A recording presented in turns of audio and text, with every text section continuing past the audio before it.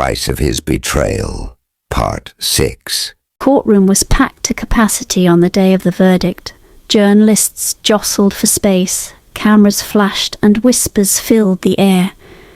Nina sat at the defense table, her hands clasped tightly in her lap. Her lawyer, a stoic woman named Florence, glanced at her reassuringly, but Nina's heart pounded in her chest. The judge entered, and the room fell silent. Everyone held their breath as the judge began to read the verdict. In the case of the state versus Nina Adesanya, the court finds the defendant, the pause felt like an eternity, guilty of manslaughter. A collective gasp swept through the courtroom. Manslaughter, not murder. It was a small mercy, but it felt hollow. Nina closed her eyes, tears streaming down her face. She had expected this, but hearing it out loud made it real. The judge continued, "Miss Adesanya is hereby sentenced to 15 years in prison, with the possibility of parole after 10 years. The gavel struck, sealing her fate. As the guards led her away, she glanced back at the crowd. She saw Mayor's family, his mother sobbing, his sister Ada staring at her with a mixture of anger and pity. Joy's parents were stoic, their grief etched into their faces. Nina didn't expect forgiveness. She didn't deserve it. Prison was a world of its own, harsh and unyielding. Nina's days were filled with routine. Wake up, work, sleep. The other inmates eyed her warily at first, but she kept to herself.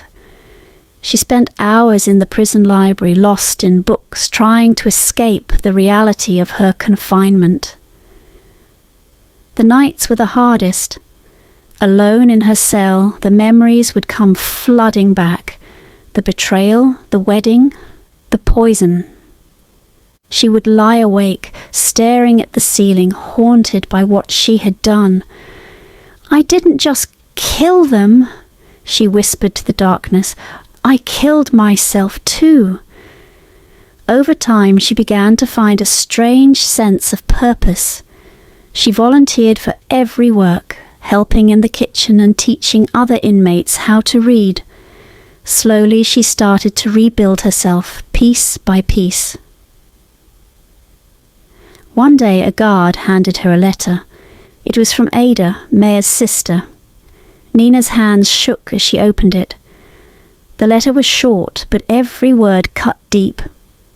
"Nina, I've spent years hating you. I wanted you to suffer as much as we did. But now I'm not sure what I feel anymore.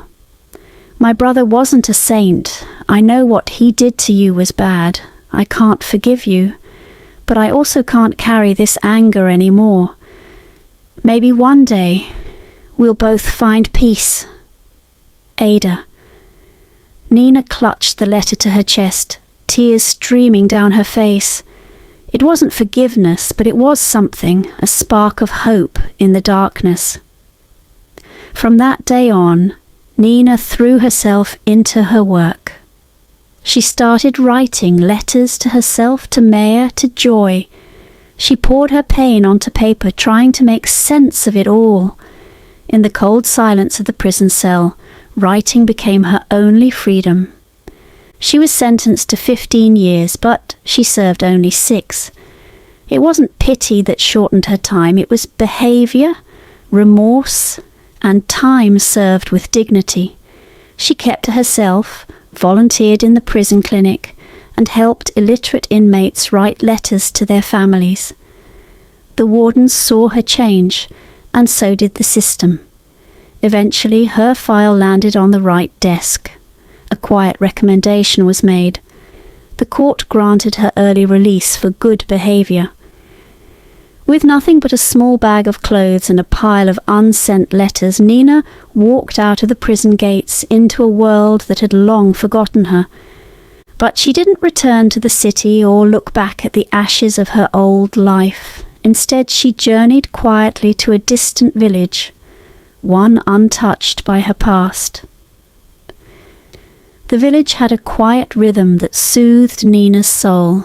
Every morning she woke to the sound of birdsong and the distant hum of life stirring in the fields.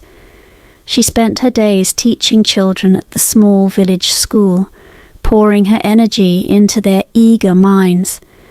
The children knew her as Teacher Miriam, a woman of quiet strength and endless patience. Nina rarely spoke of her past.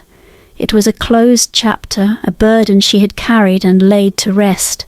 But it had shaped her, moulded her into someone new.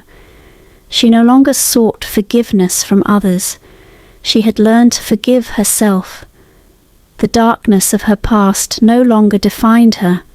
It was simply a part of the journey that had brought her here.